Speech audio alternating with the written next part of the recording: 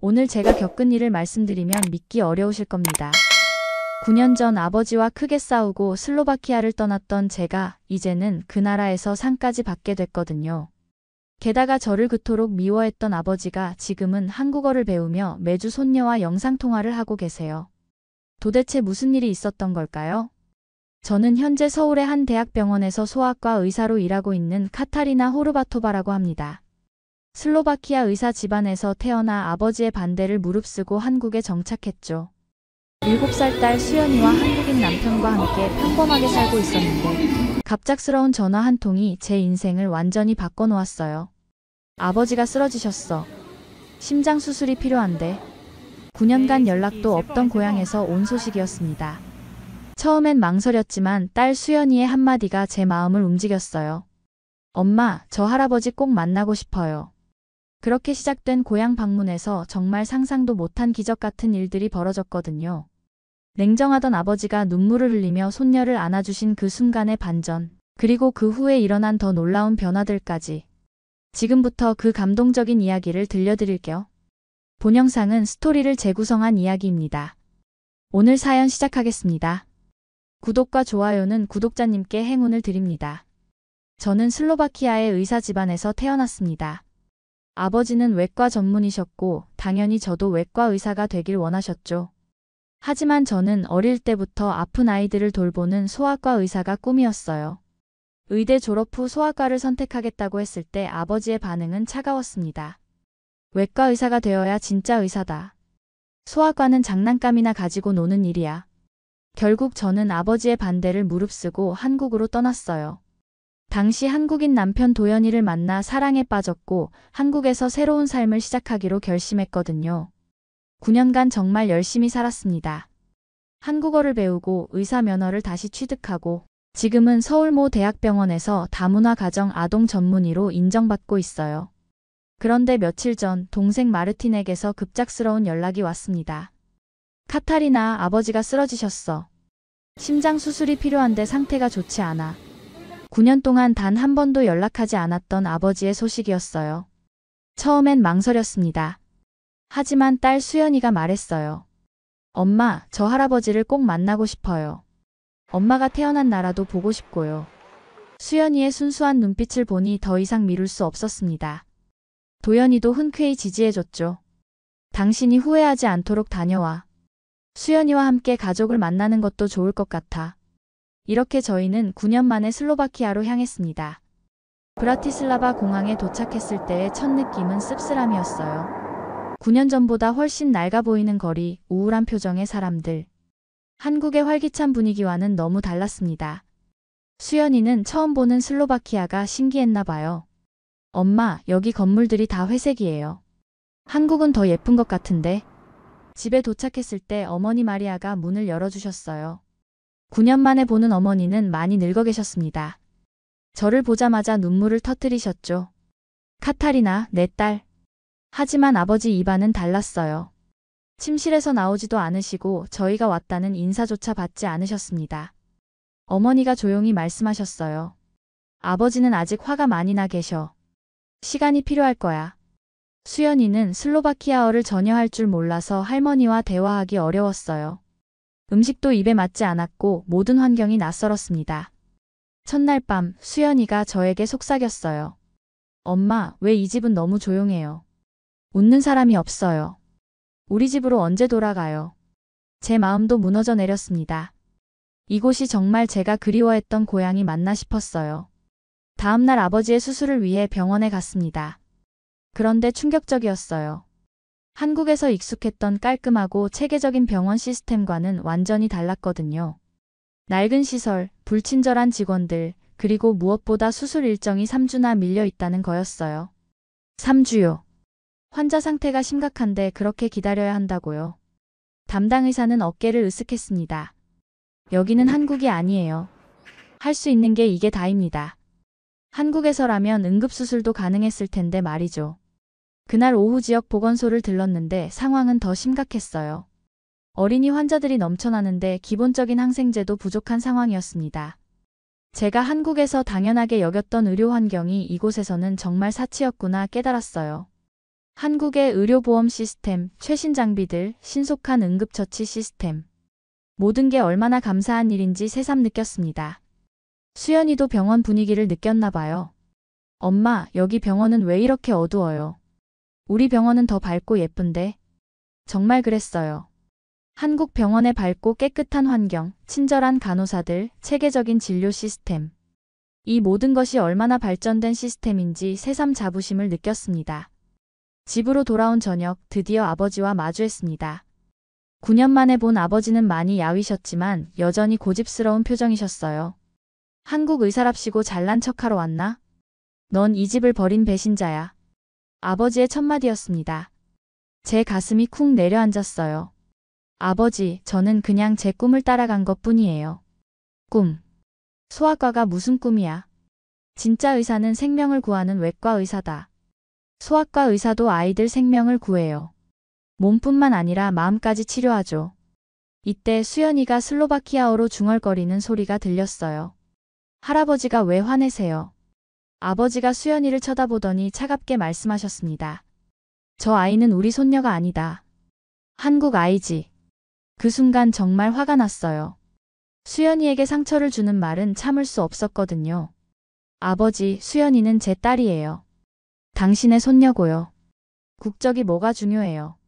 하지만 아버지는 돌아서서 방으로 들어가 버리셨습니다. 그날 밤 수연이가 울면서 말했어요. 엄마, 우리 집에 가고 싶어요. 아빠 보고 싶어요. 할아버지가 저를 싫어해요. 제 마음이 찢어지는 것 같았습니다. 아이에게 이런 상처를 주려고 온 게 아니었는데 말이죠. 다음날 의대 동기 엘리자와 만났어요. 슬로바키아 국립병원에서 외과 의사로 일하고 있는 친구였죠. 카타리나, 정말 오랜만이야. 한국에서 잘 살고 있다며. 엘리자와 카페에서 이야기를 나누는데 그녀의 표정이 많이 지쳐 보였어요. 여기 병원 상황이 어때? 말도 마. 과로의 급여는 형편없고 환자는 넘쳐나고 매일이 전쟁 같아. 엘리자가 한숨을 쉬며 말했습니다. 넌 떠나서 잘 산 거야. 여기 남았으면 지금쯤 무너졌을걸. 한국의 의료진 처우, 체계적인 근무 환경, 합리적인 급여 체계를 생각하니 정말 감사했어요. 한국이 얼마나 살기 좋은 나라인지 새삼 깨달았습니다. 한국 병원은 어때? 정말 달라. 최신 장비의 체계적인 시스템, 환자 케어도 훨씬 좋아. 특히 다문화 가정 아이들을 위한 프로그램도 있고. 엘리자가 부러워하며 말했어요. 역시 한국이구나. 우리나라도 언제 그렇게 될까? 그때 엘리자가 조심스럽게 물었어요. 아버지와는 화해했어. 아직이야. 여전히 화가 많이 나 계셔. 3일째 되는 날, 집에서 조용히 지내고 있는데 수연이가 뭔가를 열심히 그리고 있었어요. 궁금해서 물어봤죠. 수연아, 뭘 그리고 있어? 비밀이에요. 수연이가 수줍게 웃으며 대답했어요. 그날 저녁 수연이가 그림을 완성했나 봐요. 조용히 할아버지 방 앞에 놓고 왔더라고요. 한참 후에 아버지 방에서 이상한 소리가 들렸어요. 울음소리 같기도 하고. 어머니가 조용히 말씀하셨어요. 가서 한번 봐봐. 아버지 방 문을 살짝 열어보니 아버지가 수연이 그림을 보고 계셨어요. 그림 내용이 정말 감동적이었습니다. 병원 침대에 누워 계신 할아버지, 그 옆에서 웃으며 앉아있는 엄마와 수연이의 모습이 그려져 있었어요. 그림 아래쪽에는 서툰 슬로바키아어로 이렇게 적혀 있었습니다. 할아버지, 얼른 나와서 저랑 병원 놀이해요. 수연이가 사랑해요. 엘리자가 가르쳐준 간단한 슬로바키아어를 열심히 외워서 쓴 거였어요. 아버지가 처음으로 울음을 터뜨리셨습니다. 그리고 수연이를 불러서 안아주셨어요. 넌 우리 손녀 맞구나. 이 피는 안 속이네. 수연이도 할아버지 품에 안기며 말했어요. 할아버지, 아프지 마세요. 수연이가 의사놀이로 낫게 해줄게요. 그 순간 9년간의 벽이 무너지는 것 같았어요. 아버지의 마음도 제 마음도 말이죠. 그 다음 날부터 집 분위기가 완전히 바뀌었어요. 어머니 마리아가 수연이를 위해 특별한 요리를 만들기 시작하셨거든요. 수연이가 한국 음식을 그리워할 텐데 김치는 없고. 어머니가 고민하시더니 갑자기 번뜩이는 아이디어가 떠오르신 모양이었어요. 그럼 우리 전통 수프에 김치를 넣어보자. 슬로바키아 전통 양배추 수프에 한국에서 가져온 김치를 넣어서 퓨전 요리를 만드신 거예요.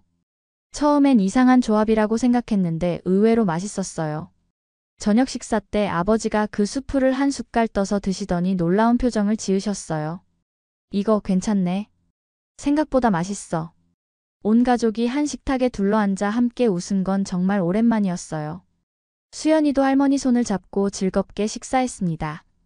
할머니, 이 수프 맛있어요. 비록 슬로바키아어가 서툴렀지만 마음은 통했나 봐요.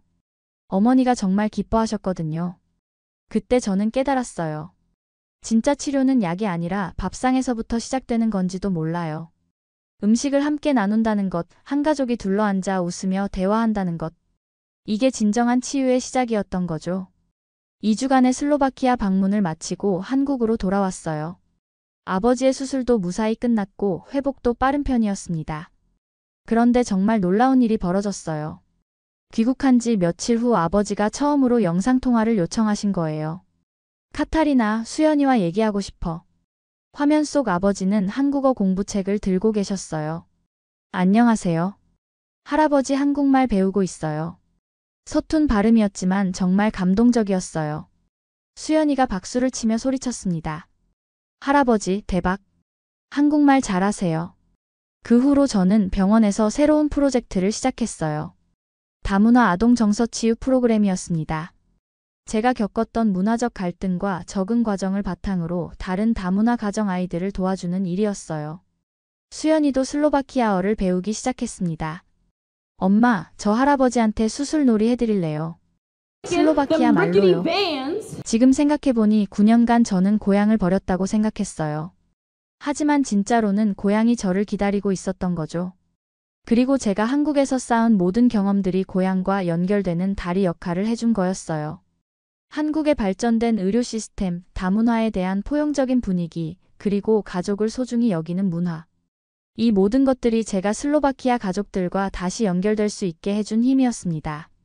얼마 전 아버지가 또 영상통화로 말씀하셨어요.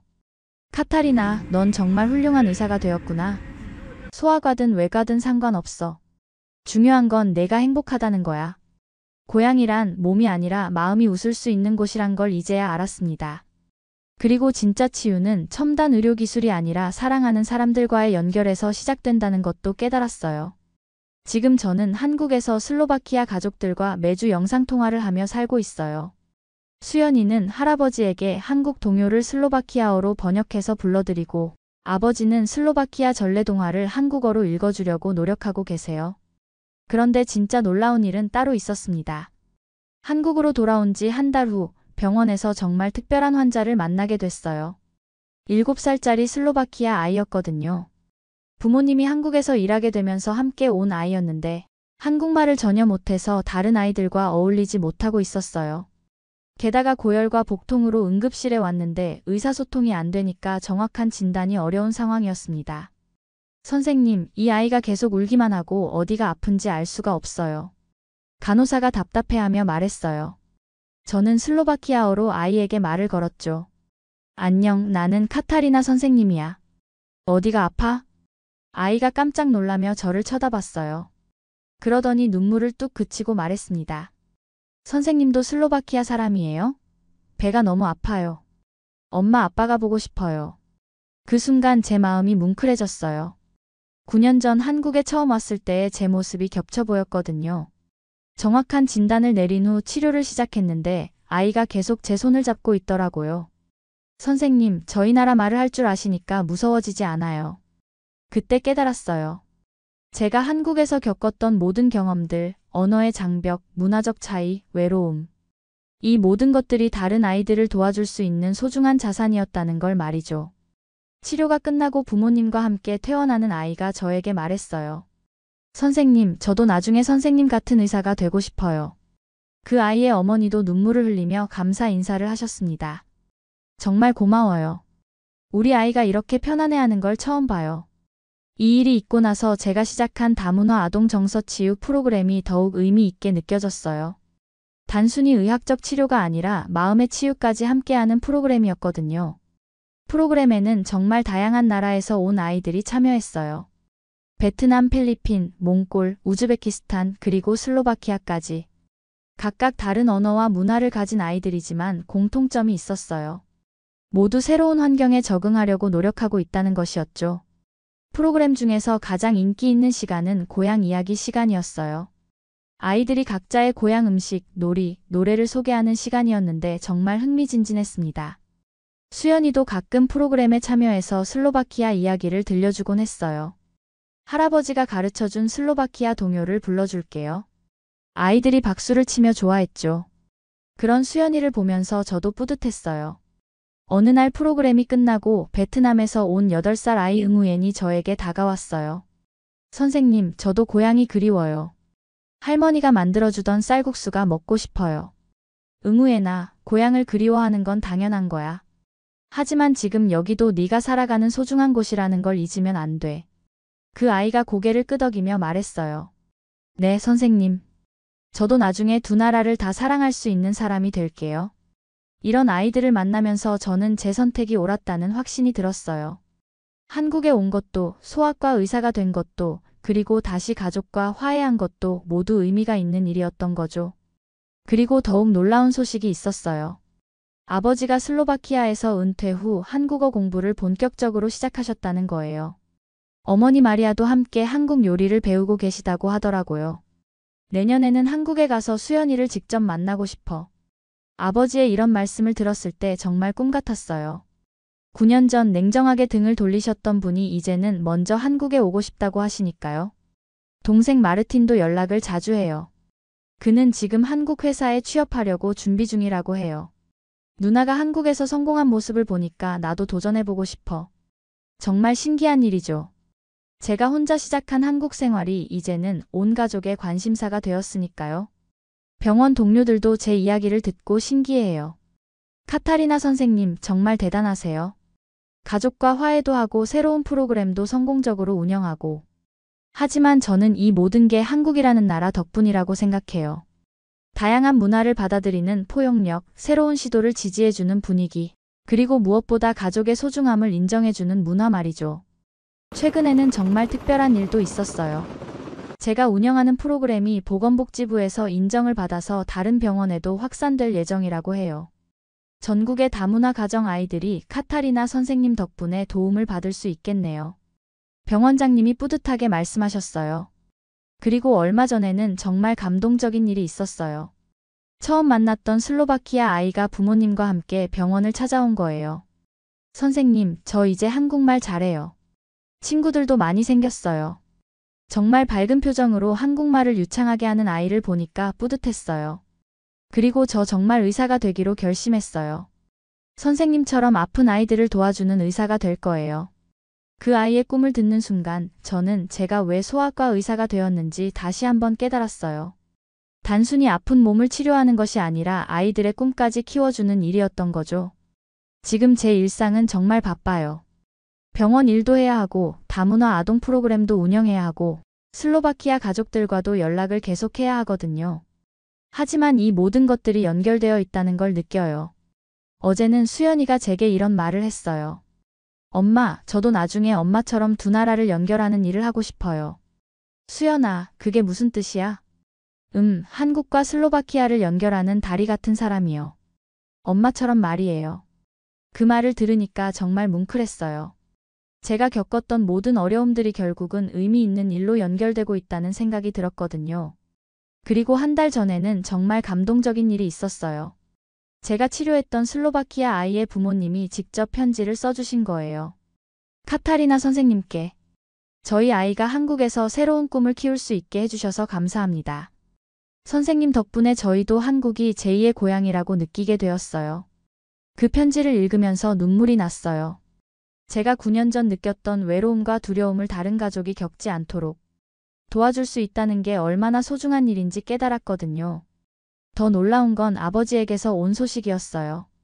슬로바키아에서도 다문화 가정이 늘어나고 있는데 아버지가 지역 병원에서 외국인 환자를 위한 상담 프로그램을 시작하셨다는 거였어요.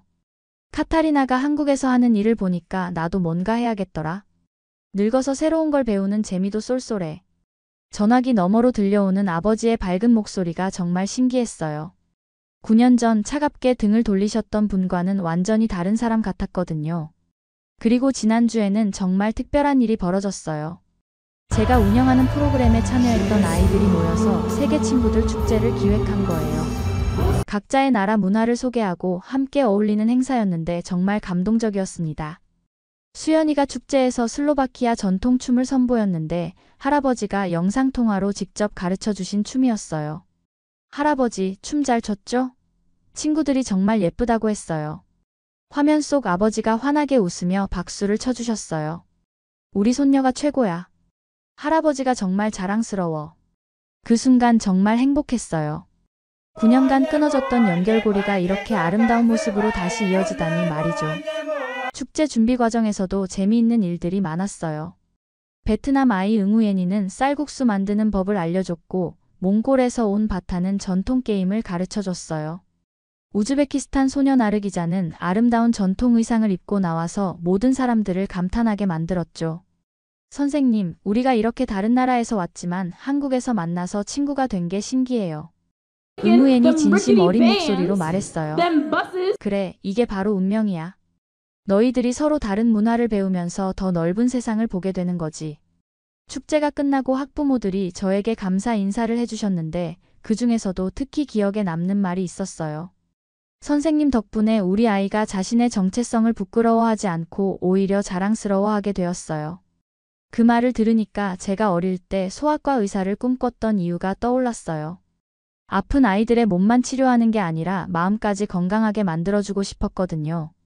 최근에는 정말 뜻밖의 제안도 받았어요. 한국교육부에서 다문화교육정책 자문위원으로 참여해달라는 요청이 온 거예요. 카타리나 선생님의 경험과 전문성이 꼭 필요합니다. 더 많은 다문화 가정 아이들을 위해 도움을 주시면 좋겠어요. 정말 영광스러운 일이었어요. 제가 개인적으로 겪었던 경험이 이제는 국가정책에도 도움이 될 수 있다니 말이죠. 어머니 마리아에게 이 소식을 전했더니 정말 기뻐하셨어요. 우리 딸이 정말 훌륭한 사람이 되었구나. 엄마가 너무 자랑스러워.